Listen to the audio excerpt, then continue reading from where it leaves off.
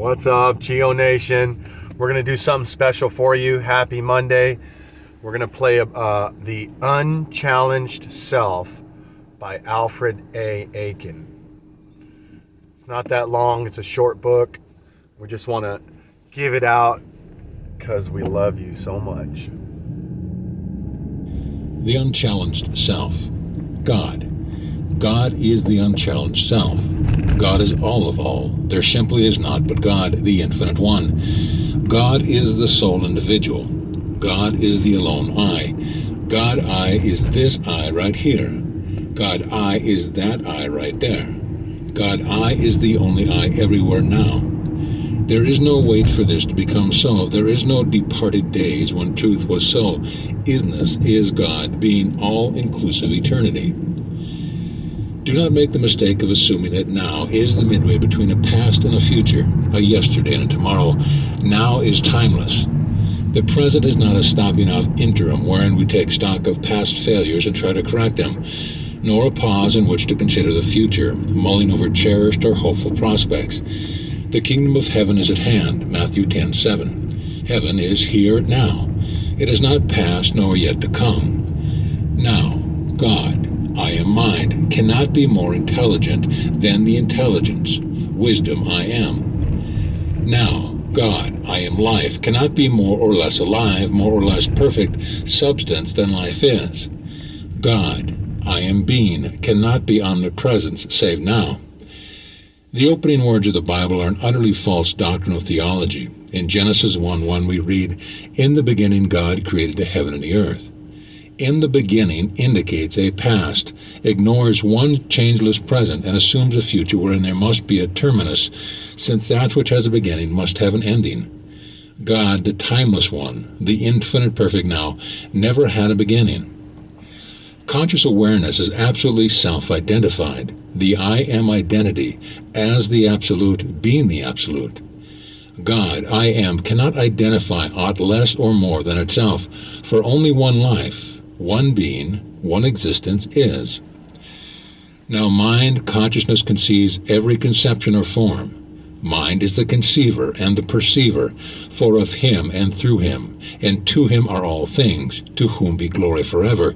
Romans 11:36. For thy God's pleasure they are and were created, or formed and conceived. Revelations 4:11. Consciousness cannot conceive any form or idea that is not altogether lovely, perfect, whole, or everlasting. Place. God is not located geographically. God, mind, I am, is dimensionless.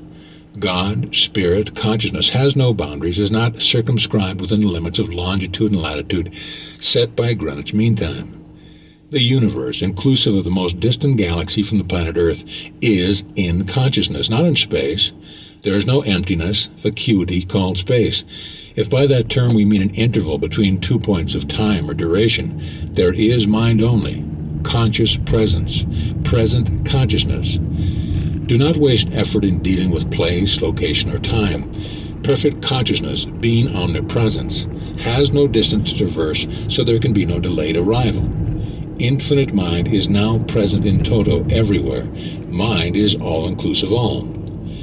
For example, suppose one should have a room to rent. How would one go about it?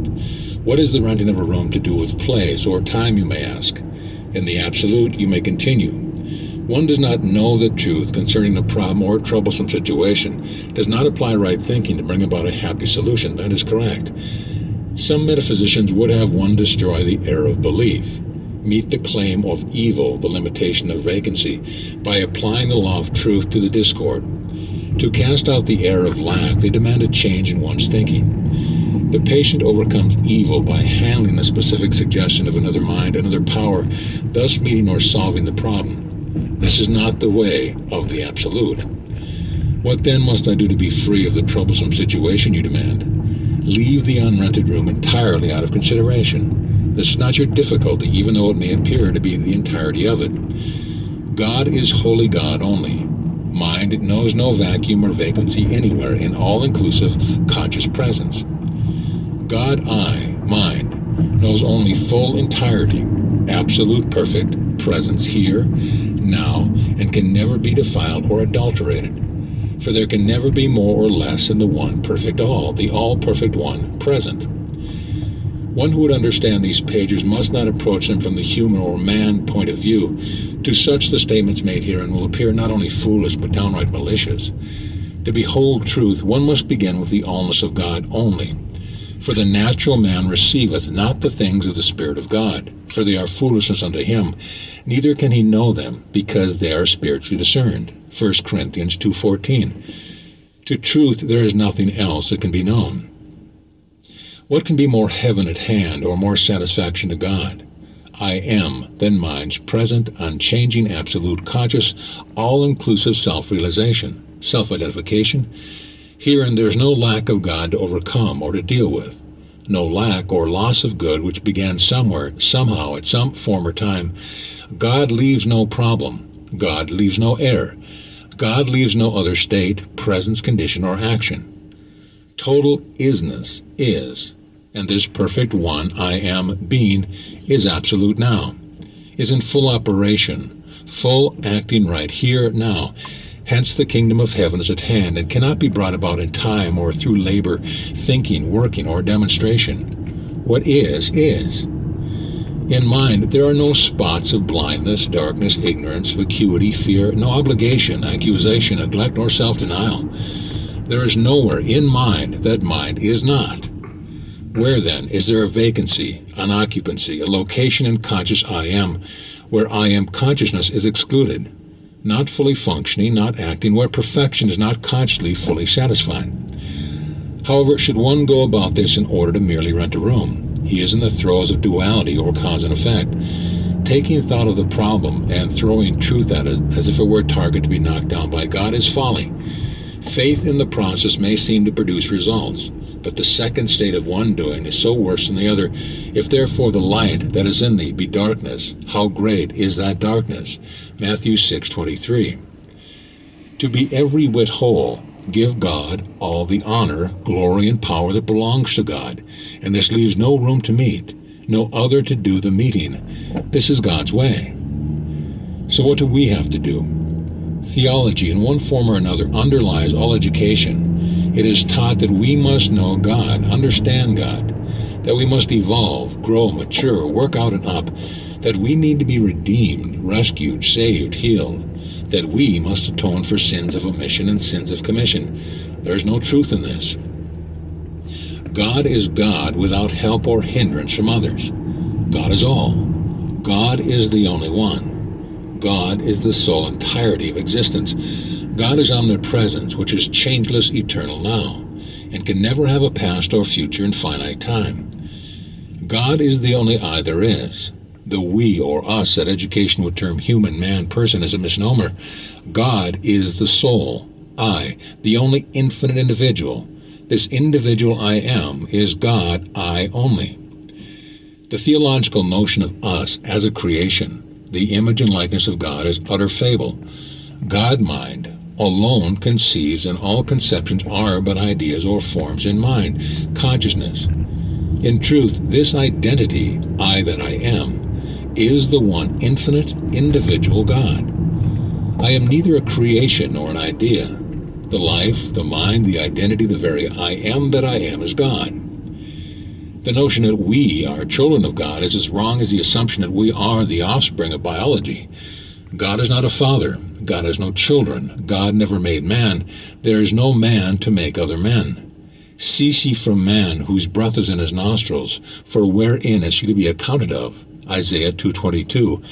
Verily, every man at his best state is altogether vanity. Psalm 39:5. The urge that we must be obedient children and let, allow, permit, prove, worship, or acclaim God, that we must humbly accept our lot, put up with shortcomings, suffer privation and illness, if these were visitations from a loving, all-seeing, beneficent Father, Mother God, is not only folly, but downright culpability.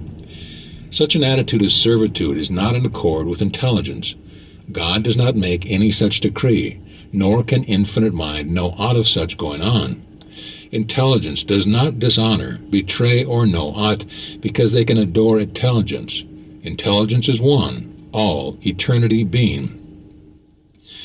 God is not like an electric current that we can function, perform, act only when we, a separate creation or creator, throw the switch. Life does not continue being only as long as we are willing to turn to God, are willing to permit, sanction, recognize, understand, or graciously give God the nod. God is God, all. God does not depend upon aught but God. God does not and cannot stop being God, all. With the consciousness, there is no altercation, hesitation. There is only ever operative entirety in full conscious action. He who hath seen me, who sees that this I is the I that I am, hath seen God or truth, Jesus declared. The we are not separate entities, children, creators, or created. We are not products of aught. We are not humans, mortals, men. This, I that I am, is God being individually infinite. I am is God's specific self-identification, self-awareness, the conscious self-perception of the single, infinite, indivisible individual. The one mind is the only mind, is the only life. Therefore, you now are all-inclusively intelligent, alive, healthy, wealthy, happy, satisfied. For mind, God, is now fully enjoying total self-satisfaction, goodness, entirety, perfection, being. God does not withhold aught that is God. Good for God is all good being. I am is never waiting for the adoption, the redemption of our body. Romans 8:23. I am is never waiting for a return of spirit or a return to spirit. I am is never waiting for heaven to come, is never waiting for renewal or for redemption through his blood. Ephesians 1:7. Why? Because God, omnipresence, never passed, never fell away or departed. God never was a dualistic traitor to all-inclusive changelessness, presence. God, perfection, never grieved or repented that he had made man on the earth. Genesis 6:6. Even though no less an authority than the Bible says so. God, the all-acting one, is not yesterday, is not tomorrow, but is eternal now, forever truth is. There is no was to rescind it or refute it. The all of all leaves not else. Should you doubt this, ask yourself where Lucifer, a fallen angel, fits into omnipresence. Can evil function in omnipotence? Does doubt spring from omniscience? Is there a stoppage, lack or absence of perfection, of wholeness in omni-action? One cannot give up what never was, is not, and never will be. One cannot be saved where only perfection is. One cannot be healed where the one all-inclusive mind is the sole identity. Who needs to learn when infinite intelligence is consciously aware of being this I that I am, the sole entirety, identity, the one, the only me? The one being is neither teaching nor learning, is neither a patient nor a practitioner. There is no duality. There are no others to become acquainted with God, for God is all of all already, and this leaves no Caesar, no additional identity, no claim. There simply is no one, no thing needing help, succor, saving, healing, enlightening. There is but one being, and this being is the I that I am. Should the suggestion arise that you must work out this problem, know the truth concerning it, go into the silence, reverse the error, overcome sin and its effects, get back to cause, unsee the difficulties metaphysics advocates, do not yield. Rather ask yourself, is there aught annoying God? Ask yourself if there is something beside God, something that can change all, delete all, trouble all. Is there more than God, all? Is there duality in infinity? Is mind, God, pure, or is spirit deluded by including something that is not love, something that leaves more than God alone, or that reduces God to being less than holy or whole? Is there a personal mind existent, a personal body, state, world, universe, condition, problem, or thing concerning which you know the truth? Is there any truth in aught that is not truth? Can anything beside truth be known? How? By whom? Where? On what authority? Never start out with a problem, a condition, a situation, a body, a thing. Never start out with the self other than the one self, God, the only self you are. Never had a start, a beginning. God is without beginning or end. To assume either is to be in the throes of duality blindness, which but leads deeper into the pit. From the vantage point of God being all, nothing else can be seen, known, heard, felt, or experienced. This is being. This is truth, that is the self of truth. This is heaven at hand, and not afar off. This is the peace, be still, Mark 4:39 of truth. It leaves no thing out. Infinite God, I, is all-inclusive, present, perfection, fully conscious of being, entire, whole, and all. Time. As already pointed out, there is no time in God and no God in time. Let the absurdity of time be self-seen. Let us take a closer look. The various methods of thought-taking emphasize that our troubles arise from the sins of omission, the sins of commission, or a combination of both. Theology blames our troubles on the sins of the Father, dating back to man's first parents, or further still, to God's creation of the talking serpent. All forms of metaphysics teach that one is a free moral agent and can make a choice between what is right and what is wrong. It would have him progress from matter to mind, evolve from one state into another as a result of thinking or knowing the truth. Most of the occult teachings, whether Eastern or Western, ancient or modern, assume that one's troubles are largely the product of a former incarnation, or the working out of karma, and so it goes. Every approach from trouble, problems, evil, no matter in what guise, begins in and deals with time. Without time, there is no physical conception, development, or birth. Without time, there can be no maturing, no evolvement, no decline, no death. Every event from the cradle to the grave is mapped out on the chart of time. Longitude and latitude depend wholly on time. Whether or not you are aware of what awaits the body in time, it happens on schedule. The body's teeth erupted on time. The body itself developed in time. You started to school, went to business, got married, grew older in time. Every event that has been recorded as history was in accord with time. So what is time? It is only that period when now is not, when God, the omnipresent, is absent. Is there such a moment? Never.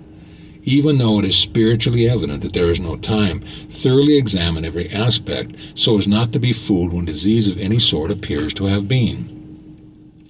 Time never permits a now.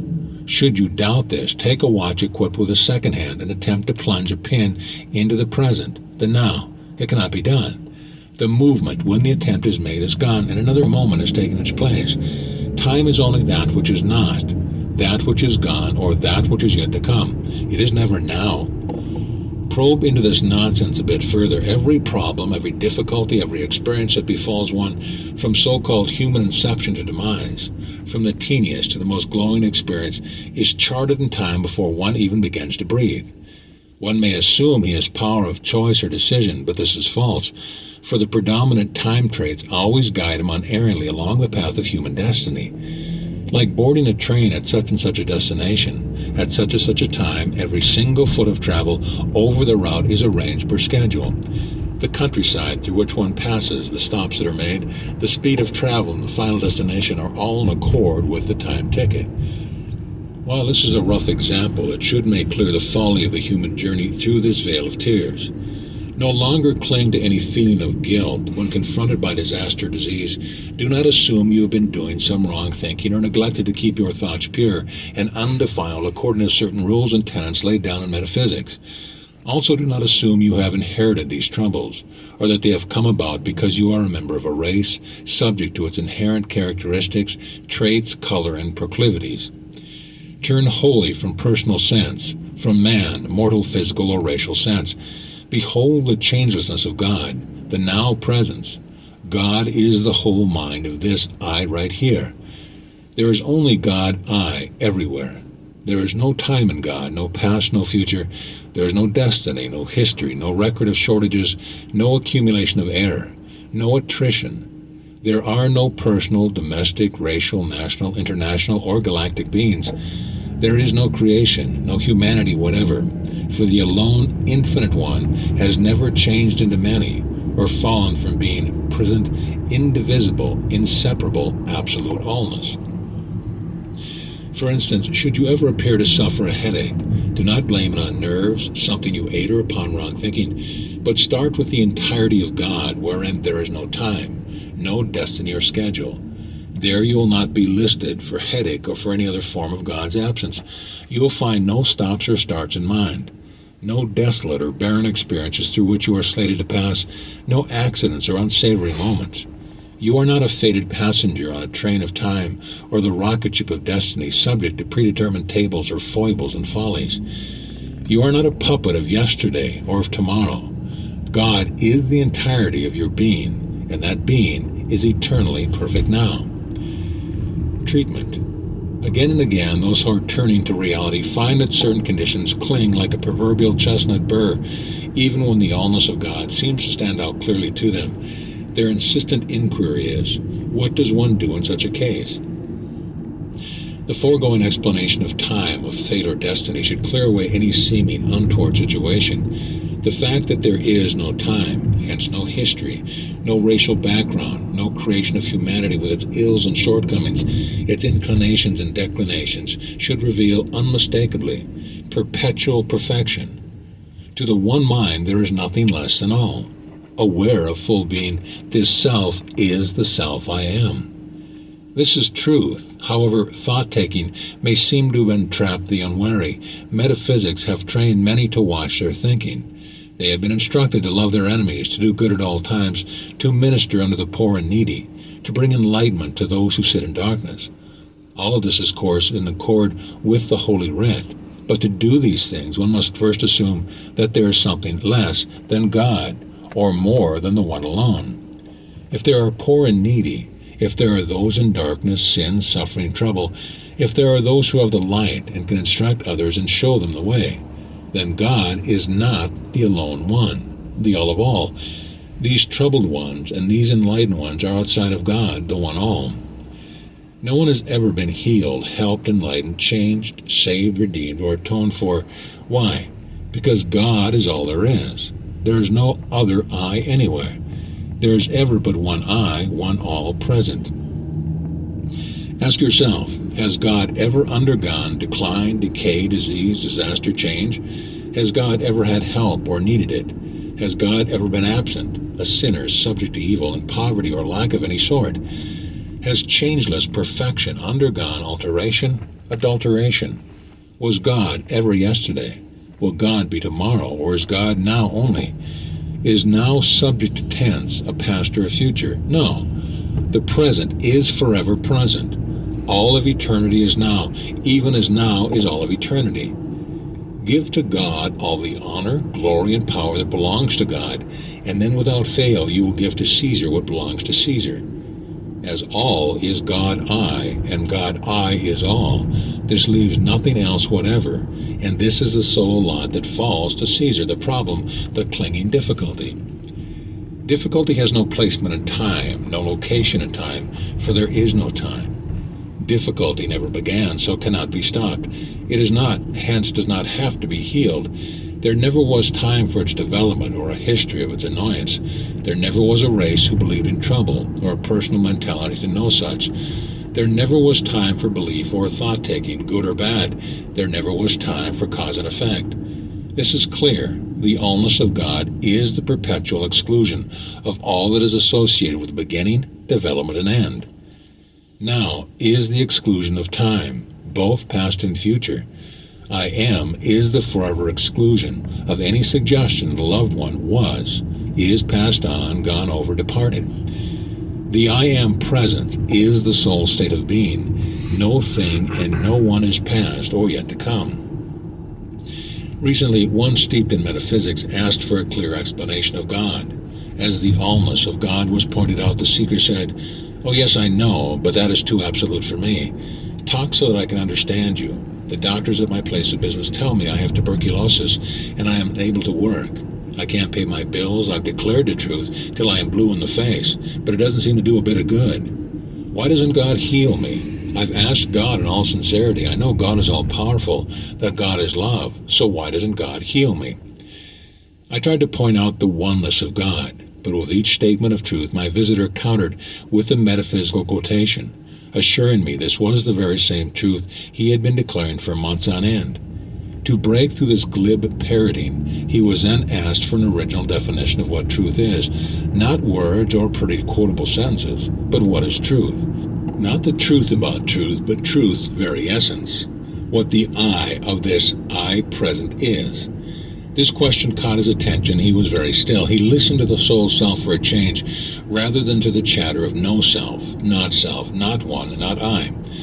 Until now, all of his effort had been expended against evil, against the condition. However, as always, in the field of theology, the more evil or sin is fought, the larger it becomes. The further from the allness of God the theologian travels. Evil is not to be wiped out, dealt with, handled, cast aside, or overcome. Why?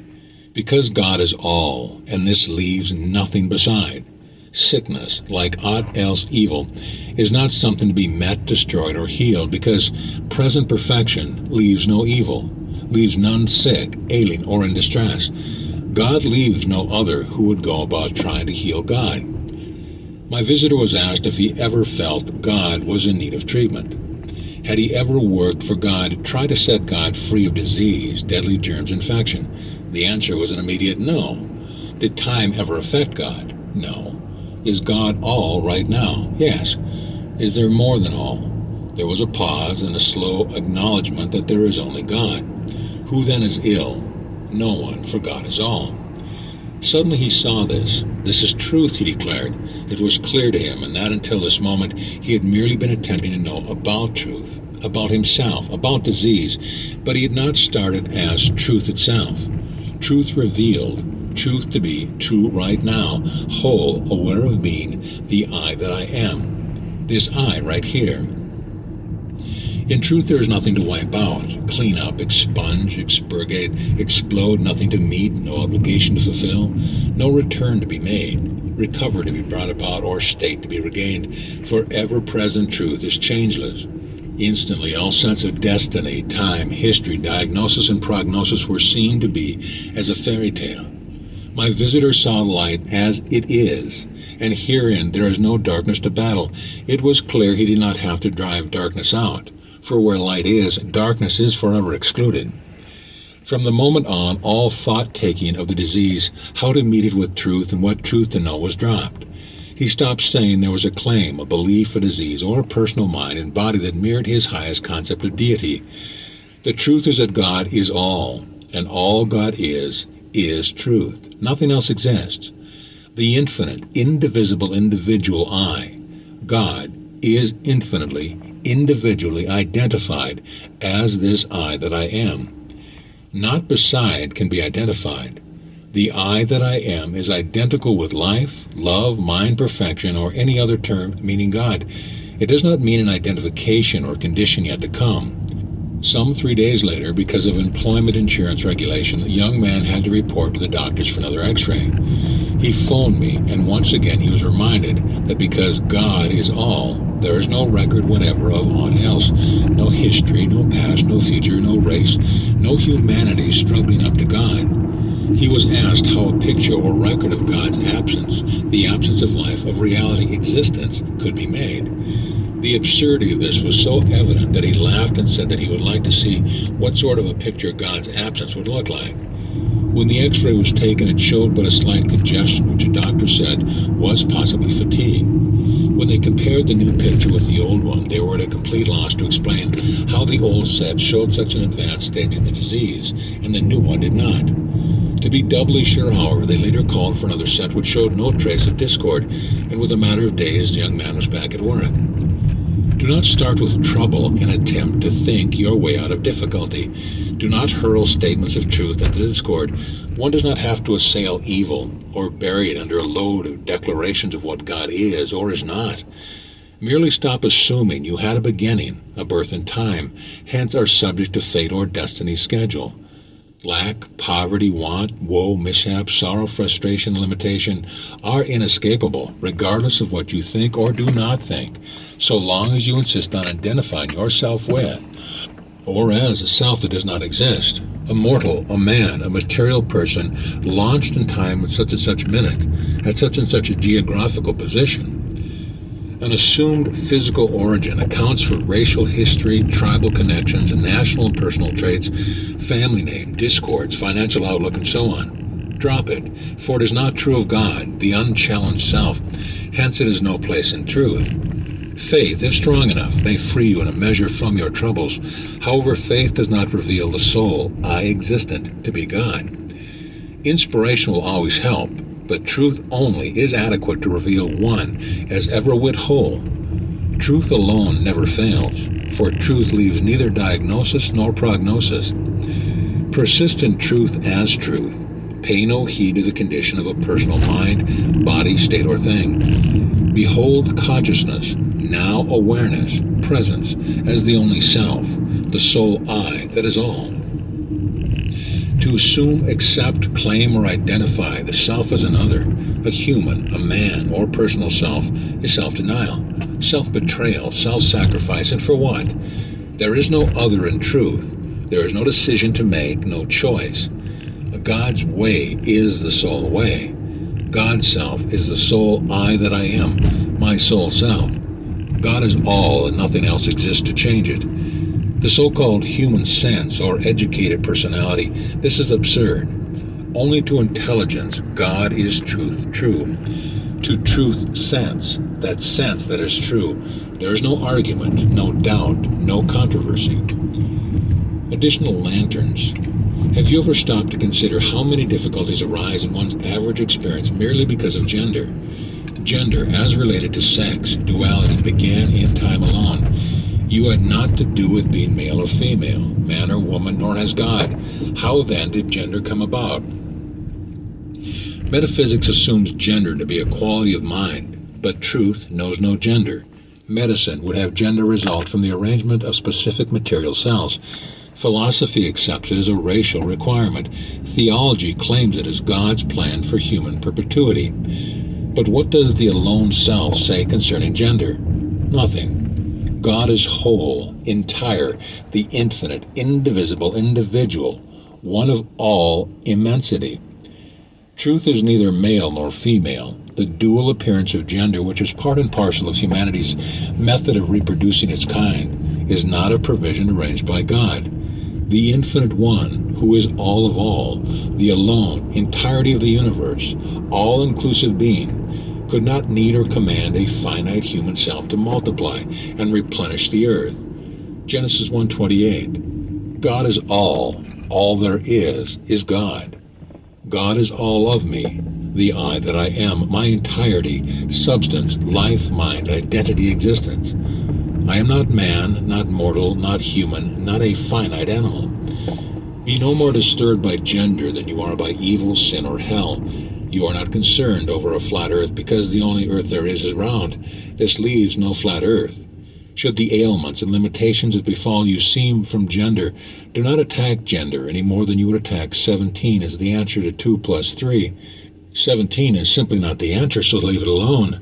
Concern yourself only with the answer, for it is always right. Aught beside is not the answer. With the problem of unemployment or unsatisfactory employment due to age, gender, and such, or any similar situation common to a lot of humans, do not concern yourself with conditions. They have nothing whatever to do with you. Behold truth only. Herein mind is aware of the very I that we have been educated to call me. To this I that I am, all is done. All is already present, perfect. There is nothing extraneous, nothing to work out or work up to. The so-called one who does not know this cannot know it, for no such non-knowing one exists. The one who knows knows it. Recently a friend called me over long distance to say he had received a cablegram from the Far East offering him a fine position with a concern working for the government, which he wished to accept. When asked why he delayed in giving him an answer, he said he had worked for a similar corporation previously and had been shipped back to the States because of a serious disease that prevented him from any further foreign service. As all former medical records and reports of employment would have to accompany his application, he felt certain that they would cause rejection. Immediately he was asked this question: is this true of God? He was sure it had nothing to do with God. He was further questioned: where only is this record? Is it a personal record, the history of a person, a human being, a man? When did it take place? He answered that it took place in the past, in time, and it concerned a person. Did God have anything to do with time? No. If God had not spent many months in the hospital under the care of the best doctors available, and God had not been sent home by special chartered plane, who was? Before he had time to answer, he was asked, is there more than one whole individual being? More than one I am all? Is there more than one mind, consciousness, health, reality, one conceiver, perceiver, one totality? Has God a history of ailments, lacks, disappointments, frustrations, beginning, development? Is God, omnipresence, the effect of a series of causes, a past that is developing a future? Is God destined to a schedule of never quite enough of God? When is God God? How long will God remain God? Has God ever had a past? Has God ever passed? Has now gone? Will God, the ever-present, come to pass? Emphatically no. This being truth, there was nothing my friend had to think about. Thinking is purely the process, the supposed action of the so-called human mind. He saw that no X-ray photos, no recorded remembrance concerning that which is not could exist. There is no record of what is not. There is no clinging to a time when God is not all. He saw that the I am, mind, intelligence, conscious awareness being, doing the examining, is the same I am that is being examined. For there is no other I, no other life, no other existence. Within a matter of hours, his papers cleared without questions, and he was on the plane en route to the Far East. Passing through the city, he stopped off to see me. As he was leaving, he asked that I rejoice with him that God is all, for he did not relish the prospect of a layover halfway there. The policy of the company was to ship its people along by stages due to problems of transportation. Again, he was questioned as to where God is. Does it take God time to get there? What has longitude and latitude got to do with mind? Consciousness is not distance purely a measurement of finite thought-taking dimensions, materiality. Is not mind everywhere already? Does awareness have to go from here to there? He was urged to stop thinking about truth or about a self of fiction and to rejoice in what God is. There can be no compromise. Truth is never too absolute. The answer to these 3 plus 2 is absolute. Nothing else is the answer. Whatever is almost is not enough. Only truth is true. He promised to keep thoughts away from any human aspects, events, circumstance, history, background, happening to himself or anyone else. For God has nothing beside God to know. This promise he kept, and he was flown direct to his destination without a single delay. Upon arrival, he said he had passed over 50 others who had left this country some weeks before and were still being held up along the way. It took them an additional 3 to 5 weeks to arrive, while he alone arrived within a matter of hours. Whatever stems from human history, racial background, material creation, leave alone. It matters not if the situation is one of color, physical characteristics, age, or whatever. Start wholly with mind as the alone one. The truth that God is the sole truth of this I that I am. And this truth that I am is now. Stick to this. Stay with it. No matter how loudly the condition cries out, it will fade away, and the place thereof shall know it no more. After discharge from the army, I found myself in the throes of a very bad hernia. Nothing I did or thought seemed to help. Appliances did no good. The condition became so aggravated that it was next to impossible to go up and down the stairs or to walk. The allness of God seemed clear, yet the suggestion grew continuously more aggressive. Suddenly I realized that I was doing battle with an enemy, an adversary, a condition. On one side I had lined up the forces of God, and on the other I was opposed by evil. And yet I declared that God was omnipotent, omnipresent, omniactive, and omniscient. As God is all, how could evil be? Who was doing the battling? Was God having to fight in order to remain God? Who or what remains to fight or oppose the one alone all? This revelation was clear. Immediately all appliances were thrown aside. The pain remained unabated, but it was evident that God, being the only mind, only what God was knowing, was present and going on. Resolutely, not one further moment of thought was given to the situation. No further truth was known about the pain. What might happen if I ran down the stairs, went shopping, took a long walk? No mental work was done, but instead God was right here, fully aware as God, being all-inclusively, perfect, whole, the very I that I am. This leaves no other I, no other identity, thing, state, or condition, no additional mind that has to emerge, think nothing, or stop thinking anything. When the pain disappeared, I do not know. When all the evidence of the conditions vanished, I do not know. It was several days later when a friend dropped by. He sat watching me and then remarked how well I looked. He asked what I had done. At first I did not know what he was talking about. He then asked specifically concerning the condition. He had known of it, had seen the difficulty I had in getting about.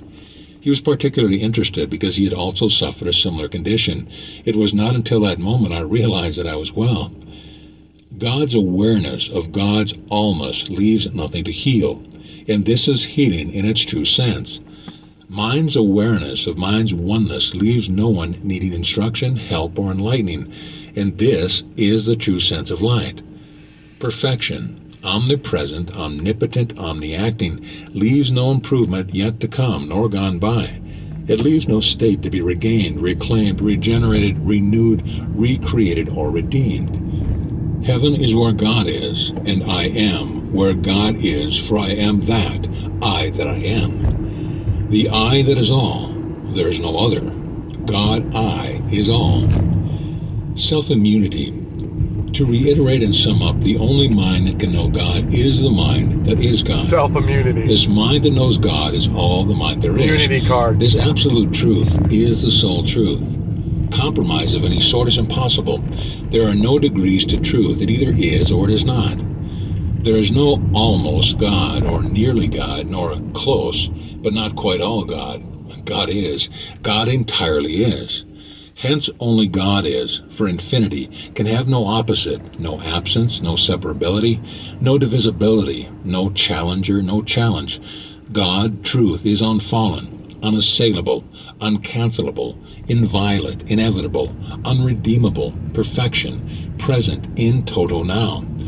The soul mind here everywhere is this one individual mind, uninterruptedly being now as eternity. To approach a difficulty from the assumption that there is a racial human mind, a material or mortal conceiver, an intelligent brain, a personal thinker, is to defeat in truth. There is no contact between reality and a fabled groundwork. When one works in duality, there is no divine wholeness or oneness, totality, no divine perfection. Why? Because duality is a total fake, a fraud. There is no duality. Materiality, falsification, animality, humanity, personality do not exist, hence have no basis of operation, no hold from which the one needs to be, nor can be freed. To assume there is trouble to escape from is to adulterate truth at the outset, to pronounce truth untrue, unwhole, incomplete, defective, immature, and imperfect. God, the sole self, being all, infinite, entire, without an equal or another beside, is perpetual assurance of continuous, all-satisfying perfection. To intelligence, mind, there is never aught beside to contend with or with. In consciousness, God, there is no spot of darkness or an awareness of infinite well-being. In all-embracing self-perception, there is no fear, no conception of lack, no dissatisfaction, no faulty visualization, nothing to improve, correct, alter, rearrange, no individual frustration or failure.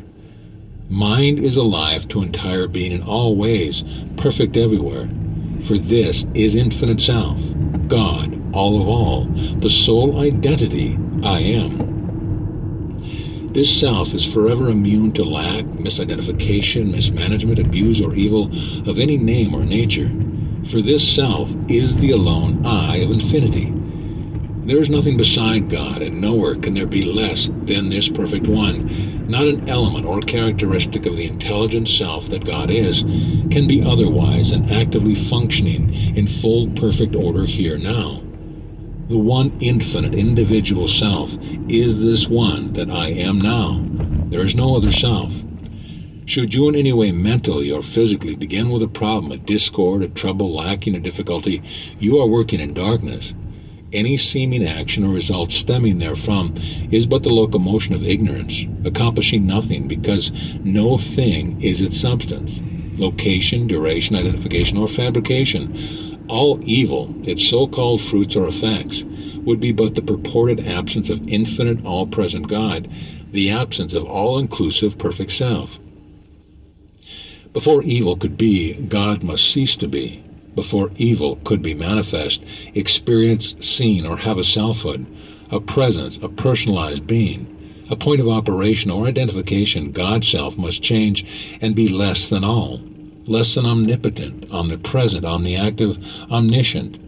God must distort being self-evident truth, power, value, substance, extent, identity, intelligence, nature, and action. This is patently impossible because God is the changeless one. Impossible. Fear, an exclusive characteristic of finity or so-called animal or material mind, is but another name for ignorance, the act of ignoring, a refusal or failure to acknowledge truth to be what truth is. Fear is God, self-denial, a needless going without what is already present and available, a futile rejection, refutation or assumed exclusion of what is perpetually real and directly at hand. Fear and its would-be pictures, conjured up in nothingness, darkness, obscurity, God's absence, has neither place, power, personality, nor identity. Fear cannot be manifest in omnipresence. Fear has no power, no weight, no authority, no influence, no recognition, no substance, no form in omnipotence. Fear cannot and does not operate in omni-action. Omniscience knows no fear. Omnipresent mind, consciousness, knows only present, complete, conscious, all-inclusive perfection, and absolute satisfaction, which is the entirety of existence. Never assume you must attack fear, a problem, a false belief, a troublesome condition. Never attempt to work out of limitation. It makes no difference if the situation seems to be one inherited from a family tree, or if it is considered materially normal, hence anticipated, such as old age with its attendant discord as a member of the race of man. You are not a human, subject to any and all forms of want and woe. There is no finite life nor existence. Whether classed as animal, vegetable, or otherwise, there is only Spirit, God. Always behold the allness of God, only. God's presence, power, intelligent awareness, and action is the single, all-embracing, infinite self, right here, that is this life, this individual consciousness, this mind, and there is no other. In this light, there is no darkness to know. To divine perception, there is no evil, no materiality, no cause or effect, no duality, humanity, time, mortal destiny, physical plane. In all-inclusive infinite mind, there is only perpetual heaven at hand. In God's self, there is nothing that works or makes a lie. God is not mocked. It is strange how reluctant some seem to be to let go of their identity as human and to credit God with being all of all. Yet herein only is freedom from that which flesh is heir to. See Romans 8:5-8. Should you still be tempted to cling to manhood, a personal or human identification, determined to work out your own salvation, Philippians 2:12, by applying truth to the problems, this entails the gate will be found wide, Matthew 7:13-14, and the way full of trouble, Job 14:1-4. God's awareness that God is all is the only awareness that can be. Attacking evil but encourages its development as something when actually it is nothing, no one, nowhere. As already pointed out, theology's attempt to wipe evil out has promulgated it. Had theology turned wholly to the allness of God, it would have discovered there was no devil to fight. This revelation would have shown the futility of battle. For an infinite light, there is no darkness at all. To leave no excuse for holding to falsity in lieu of truth, let us probe deeper into belief to show how impossible it is to attack, correct, heal, cast out, or fight evil on the ground that it exists. Such attempts show gross misunderstanding of the nature of God and leave one helpless, for what he assumes truth to be is not truth in such a case. Truth is all that is real, all that exists. What is not real does not exist. What does not exist is not real. Where then is there evil? In stating the following, let it be clearly understood that this is not a compromise. God is all God is the one infinite individual, the sole I. There is no other mind whatever, no belief that there is a believer. This truth is the crux of the being that is all. This awareness enables you to act as one, being, authority. To this one, nothing is impossible. God is omnipotent. That this be evident, we shall strip away the protective immunity that the purported racial or human mentality pretends to have erected, and behind which evil claims it can hide while it snipes at the thinker of truth, meantime wearing down his resistance by attrition, or battering it down by a fatal stroke of fear. In practically the entire round of human experience, this present era boasts startling innovations. The old and tried cannot cope with the new demands. Established modes of thoughts and conducts are forced to shift, alter, adjust to meet currently evolving pressures. What was adequate in dealing with war, lack, fear, pestilence, and disease yesterday is found to be hopelessly outdated today. And in turn, what may promise relief, this noon is scarcely of value by nightfall. So rapid is the pace, so confused the issue, so unstable the thinking. In double-mindedness, the belief in both good and evil, there can never be anything manifested but chaos and confusion, for duality has no foundation in fact. Herein evil, the enemy, claims that for every damaging thrust made in its direction, it has developed a defensive counteroffensive which can deflect God, frustrate or stalemate good, render omnipotence helpless and life hopeless. Dualism, remember, is wholly in the realm of the human, the realm of the so-called personal thinker. While there is no such realm, so long as one assumes there is, and that he has identity and position therein, he will face and contend with his presumption. The only escape from evil is the awareness of the allness of God, which leaves no evil. God is all, and God is good. Hence, good is all, and all is good. In the face of this truth, why persist in assuming there still remains a claim of evil or evil claimant, a false belief, a diseased state or condition, an ignorant racial or subversive mind, personality, or materiality?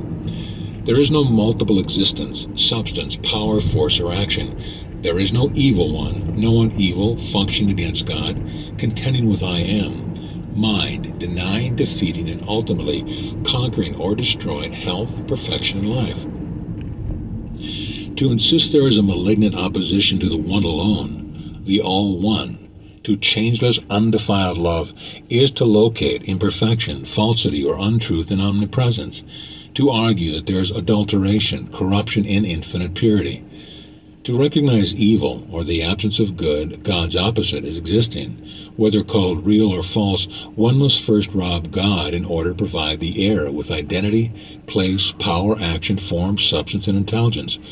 These belong to God only. It is culpable to assume their evil's characteristics. Whatever seeming quality an assumption or error manifests, it is but an imitation of truth. Evil does not and cannot possess reality, life, for being is God, one inseparable existence, one indivisible existence. Naturally then, an imitation is false throughout, a fraud. To fear it, or to argue that it has a so-called presence, character, and action is inimical to sane peace, perfect well-being, conscious satisfaction, and joy. No assumption concerning error, finity, can make evil real or true, nor make it cunning and clever enough to outwit spirit or sabotage infinite soul. There is nothing in truth to enable evil to reverse omnipotence so that the good one would do. He does not, and that which he would not do he finds himself doing. Romans 7:13-25. Paul believed that evil should be resisted, unaware that his belief in evil was the evil, that in the full awareness of God there is no evil. We are not making Satan real or creating a new form of devil in exposing the wise or delayed healing, persistent lingering difficulties, or apparent failures. The process of changing or purifying human thought, or of trying to apply or know the truth as a means of solving humanity's problems, is proving less and less efficacious. Only the absolute truth leaves the field wholly to God. No emerging from humanity to divinity, mortality to immortality, matter to spirit, or progression from one plane to another is permissible. There are no opposites, God being all. It is impossible to ever successfully combat, destroy, or to be free of evil while admitting there is evil, even as a false belief, or that there is a mind to know it, a personality or race to experience it. The problem appears to be a problem only because one assumes that perfection is less than perfect, that the infinite allness, the aloneness of God, good, is not indivisibly, inseparably all, that one can be outside the pale of truth, omnipotence, omnipresence. Whenever one works with a problem or over it, he is not working with God, nor is he working as God works. He is not working the works of God. To work with or against what God is not is an acknowledgement of something beside God. Hence is a tacit denial of the one alone presence. To work with evil or against evil is to validate its existence at the expense of truth. Any recognition that there is evil, that God is less than all, total, whole, entire, infinite, is all that is required for it to have a seeming appearance, to have form, and to adjust itself to a prolonged life and activity, so long as it is given identity, position, or power. To love, to fear, or to fight evil admits it is, thus ignoring, refuting truth wherein only good is, and wherein life, God alone, is real, true, existent. While the Bible is a compilation of books containing much truth, it must not be taken as being literally true. Basically, it is a history of creation, the human race, man. Truth deals with God alone, and for only God is truth. The Bible introduces evil, God's purported opposite. Its record supposedly concerns the warfare between these two mighty powers, but as God is all, infinite, hence there can be no other, where is this contention taking place? As God is changeless, omnipresence, when is this war taking place? As God is the alone one forever, how is this taking place? Every teaching that is based upon the biblical account of two contending factions must ultimately terminate in confusion, disaster, and defeat, because it is predicated upon a myth. God's way is the sole way. God only is omnipotent, omnipresent, omniactive, omniscient. In God there is no dualism, and this alone is the destruction of error, for God leaves no error to be destroyed, whether called sickness, disease, war, want, fear, ignorance, sin, or death. However, accepting duality as a premise, thus that we have a creation, an offspring, either material or spiritual, and expecting to draw accurate conclusions therefrom is impossible. To the illogical one who tries this, truth will be nonsense and error will be intelligent and true. Truth can never be clear or understood, experienced or known to the mind of evil, or the mind including evil, for this finite mentality is self-excluding, self-denying, self-effacing, void of truth, reality, identity, substance. It is not the mind that is health, wealth, presence, action, life, love, power, intelligence. It is not the mind that is the I that I am, but boasts itself to be that which God, good, is not. Suffering, sin, or fear-laden sense emphatically pronounces that I am not good, I am not healthy, I am not wealthy, I am not perfect, I am not happy, I am not intelligent, powerful, wise, living, infinite, active, loving, spiritual, substantial, enduring, and so on, in each case denying true self-identity, the identity that is the self, the alone one, the all. To reiterate, Satan could only be where God is not, the alone, one totality. But where is this true? Where is the truth that the truth is not true? Nowhere. Hence, whatever is based upon an assumption that the reverse of good exists and must be destroyed is an open disavowal of the God's presence and must ultimately be revealed as the nonsense that it is. For only truth is and remains forever changeless, the conscious awareness, identity, the full self-perception that I am. God, life, must be the sole basis of identification, clarification, action, perception if one would know aright. A disavowal of God, mind, does not alter truth, for to infinite intelligence there is nothing beside, not even a something, a someone, or somewhere that could deny it. To begin with disease or any other fruits of evil, or with the assumption that a devil exists, no matter how or by what authority it came into being, is foolish. From such a stance, healing, salvation, or permanent escape from evil is impossible. The more work expended in error direction, the further from truth one goes. But to begin with, the allness of God is truth, and herein the kingdom of heaven is intact, operative right here and all-inclusive of all. No evil or absence of God is found anywhere in omnipresence, and there is any other place, power, or action of reality. Every claim that somewhere there is less than God, something other than good, is a self-fathered lie, John 8:44, and the foundation for conflict. To truth, it is nonsense to attack evil as something, as nothing it cannot be attacked. Let us look at war as a concrete example that battling evil as such but enlarges the border of its garments. There was a time when hand-to-hand encounter was the best way to fight a war, but so-called evolution or material progression, civilization has changed that. Now humanity has grown up. It has done away with toy play. Today we have a stockpile of mighty bombs and big bombers to carry them to those centers of our less civilized civilizations where we are sure that they should be dropped. But our enlightened evolution is still on the march. We are being nudged further up the ladder by our expanding brain power. We have entered the age of jet propulsion and the atom bomb. We'll have soon passed through it into the era of full atomic power. Already the hydrogen bomb has surpassed its weaker sister and in turn may soon be nosed aside by its successor. In the light of truth, what is behind all this? Why is it necessary to prepare against attack? What is our enemy doing while our preparation is going forward? In every case, it is a known fact that the enemy, so-called, discovers what is being readied for him, duplicates it, finds methods for protection, and retaliates by devising more subtle and horrible traps to involve, ensnare, and destroy us. As already stated, evil cannot be wiped out by attacking it as a something, for this gives reality, classification, recognition to what does not exist in truth. Evil does not destroy evil. God does not destroy evil. God being all, and there being nothing whatever beside, leaves no evil. This only is its destruction.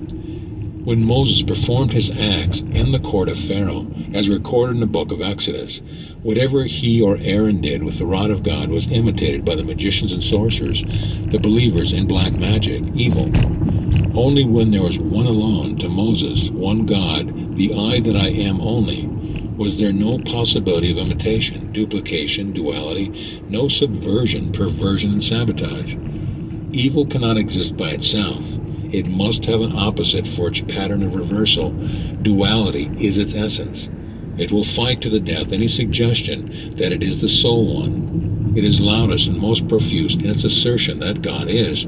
True, immodestly it boasts itself as superior, but without good, truth, and life being present, evil would lose its only grounds for identification. Yet as God, good is present. Where does evil exist? How can it be identified? Only God can stand alone, be one. Without light, darkness is incapable of recognition. Identification, because it depends wholly upon comparison for form, location, density.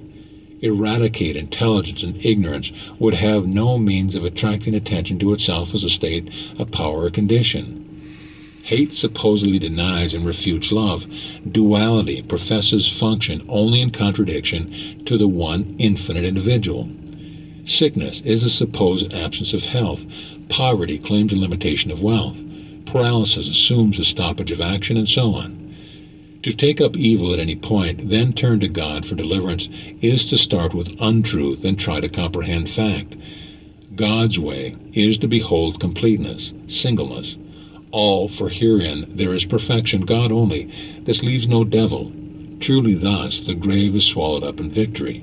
1 Corinthians 15:54-55. If not yet convinced of the folly of fighting evil as evil, or giving it identity, power, intelligence, and the cupidity of offensive and defensive enmity against the only God, good, let us look at the efforts to exterminate vermin and insects. Take the recently developed chemicals, which yesterday seemed to be such a boon to humanity. Today these same chemicals are nearly impotent, having particularly no effect upon the species they formerly so easily routed. It has been stated by some exterminating experts that many insects have not only developed immunity to the chemical, but they actually thrive therein. The current demand is for new and stronger chemicals to rid infested areas, whether swamps, farmers' crops, or crowded tenements. It is true that he who lives by the sword shall die by the sword. He who has another beside God is without God. He who is evil to contend with, even as a falsity, is in the midst of God's many and Lord's many. 1 Corinthians 8:5. Hence is godless, powerless, truthless, and lightless. If therefore thy eye be single, thy whole body, experience, universe shall be full of light. But if thy eye be evil, if one assumes two powers, two identities, two or more states of conditions, duality, thy whole body shall be full of darkness. If therefore the light that is in thee be darkness, how great is that darkness? Matthew 6:22-23. The same subtle change, evolution, and adaptation to the requirement of the hour have taken place in the realm of thought-taking. That is, those who have been applying truth to their problems, as a doctor applies a poultice to remedy an ill, find the statements and understanding of yesterday seem impotent today. Taking thought for the body is not God's way, as we have pointed out. It is merely taken up here to reveal the futility of clinging to outmoded methods and pointing to the ceaseless struggle involved in an all-thought-taking. Once fully exposed, it will no longer be a temptation. When the truth of the divine mind was first introduced and applied to the human mind and its problems, to the sufferer's aches and pains, there was scarcely any untoward situation that did not instantly respond. During that period, metaphysics was the only therapeutic mental method in use, the only mental antidote against disease, both organic and inorganic, and in vogue as a sure treatment for any and all the ills of the race. Today, practically every orthodox school of thought devoting itself to the alleviation of ills that man is heir to recognize the influence of the human mind in physical disorder and disease. But this very recognition of finite mind power, contrary to the one and only mind, God, has not quelled sickness. Quite the reverse. Hospitals have increased, fears and beliefs have taken on new clothes, education is zealously advocating more and better thinking. Learn how to think is the order of the day. Personalities are being developed. The ability to mentally influence others is being stepped up. And what is the result? Instead of discord lessening, it is growing. Confusion, like mighty ocean waves, rolls from pole to pole.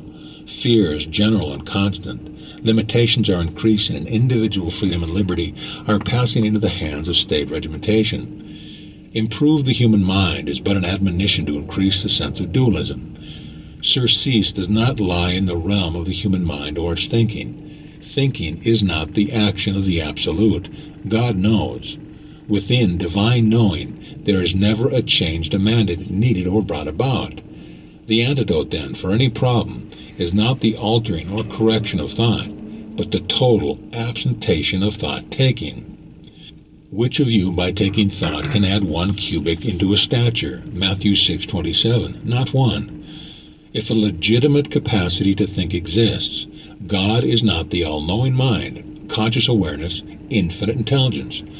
Thinking is the so-called process of the human mind, basing its conclusions on cause and effect, and always teetering between opposites, leaning on comparison, requiring two or more. In a state of double-mindedness, it is not God versus the infinite, the trouble, devil, or evil, but rather finite extremes contending with each other. A finite sense of what duplicity produces as good, opposed by what it produces as bad. Morality versus immortality, faith versus despair, youth versus age, birth versus death. In this babel, a conflict of ideologies is inescapable. Discord and confusion thrive, tensions mount. Here we find wars and rumors of war. New forms of devastation on an ever-broadening scale confront and bombard the thinker. He discovers that each cure is but the source of greater conflict and confusion yet to come, and dealing infinity increases his sense of finity. God, infinite perfection, the absolute, immeasurable presence, is never in any such finite contention. Is there no balm in Gilead? Is there no physician there? Jeremiah 8:22. Indeed there is, but not via thinking, nor via human mind, human plotting, correction of thought, progression in doctrine and racial theory, ecclesiasticism and dogma. Only by beholding the Absolute, thus perceiving the truth that there is no other mind at all, no history, no race, no thing, save spirit only, will duality with its confusion vanish, so that the place thereof shall know it no more. Whatever is in the sphere of humanity is basic dualism. Wherever there are opposites, truth is ignored, not seen and unknown. If war is to be eliminated, fear destroyed, lack wiped out, pestilence expunged, disease eradicated, one cannot fight them either as reality or as a belief. One cannot hurl truth at them, nor use it to undermine them, for such attempts are a tacit claim that evil exists. To truth, there is only truth. Truth being all, leaves nothing to fight. This is victory indeed, for herein one beholds the one whole as the alone one. Herein there is no accuser of our brethren. Revelations 12:10. To omnipotence there is no subversive mind or person, intelligence or thing in opposition.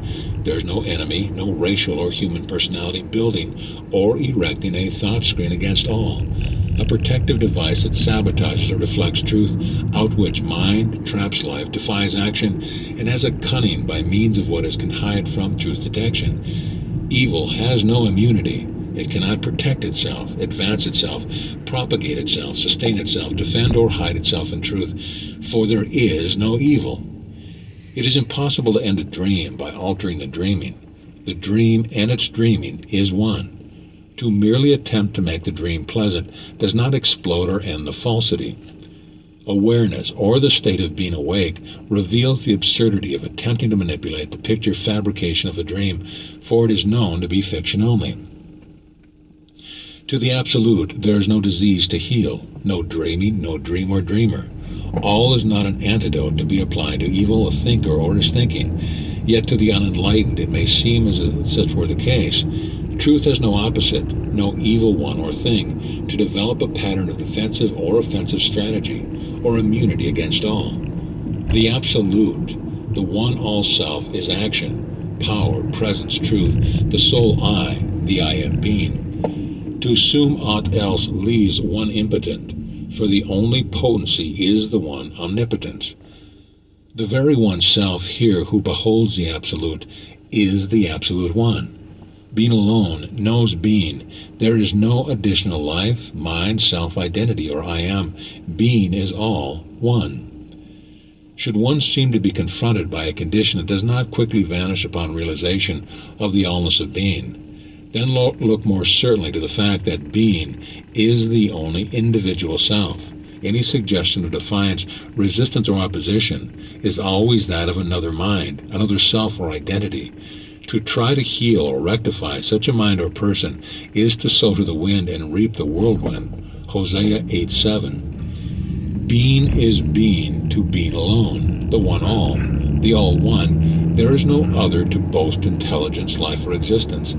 Evil is unreal and can no more defy mind than a dream can build an immunity or protective shield against being dissipated when full conscious awareness is present. Do not come off the wall of truth. Do not go down the plane of Ono to argue with another. See Nehemiah chapter 6. Being's action is not the applying of truth to a condition, a state, a people, a person, a body, or an evolved world. There is no material, physical, or evil creation, no human race, belief, heredity, or manifestation of such. Nothing can defy omnipotence, defeat love, repudiate intelligence, outwit mind, devastate health, eliminate wealth, destroy life, mock omnipresence, laugh reality to scorn, individualize nothingness, and vanquish or change the alone one. Honesty is being, the being I am. Rejoicing in this fact completely eliminates the possibility of there ever being another, or that there ever has been another. In this light, you are pure authority in operation now. Matthew 7:29, Mark 1:22.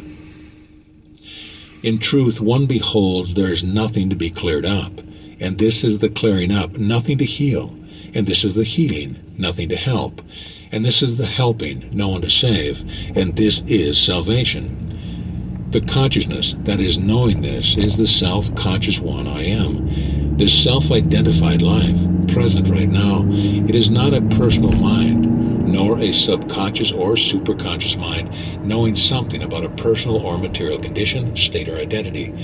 There is not a finite or human me or you reaching up to God, emerging from matter, knowing some truth. This consciousness right here is the only consciousness. I am all self, being self-aware, omnipotence functioning. Can anything else be beside me? Is there more than all? If so, what and where? A still small voice, 1 Kings 19:12. The I that I am is this unchallenged self, this individual conscious awareness that is all. To all there is no geographical boundary, no national line of demarcation, for all mind is one all-inclusive whole.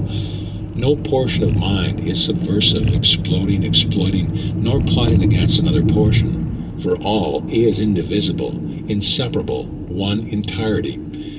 There is only all, being the I that I am. I am is being only. To repeat, nothing can be done from the viewpoint of having something to do. For humanity there is no help, no hope. Why? Because like the flat earth, there is no such. One can do nothing for that which is not. Nothing has to be done for the alone, changeless one. With being, all is already done. All is perfection, for perfection is all. In being, there is no human civilization, no evolution, no revolution. Being is not warring against being. Being is not dropping bombs on being. There is only infinite intelligence, eternally being one, all. This is omnipotence. This is action. This is heaven at hand. Herein there is no opposer, no opposition, no vacuity. Being's singleness leaves no record of feuds, frauds, foibles, or falsities. Being's singleness leaves no nationalities, no competitions for power, prestige, or personal satisfaction. Being's singleness leaves no race of man, no family of disorders or disease, no sinful characters, no evil to get rid of, no one to redeem. Being is fully being in the now, that is eternity. Being's infinite presence is the sole I am of all, unchallenged, all-inclusive existence. Being is the unchallenged self. End of chapter, end of book.